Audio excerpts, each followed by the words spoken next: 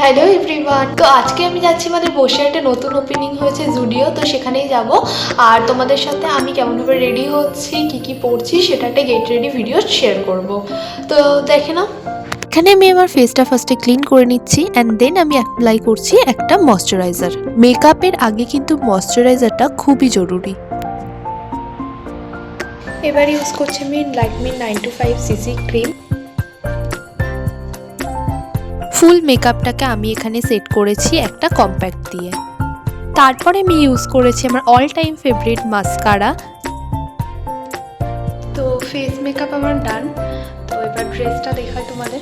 আমি পরছি গ্রে কালারের টপটা, তো তার সঙ্গে এই বেবি বক্স প্যান্টটা ডেনিম। তো চলো ওয়্যার করে নিই।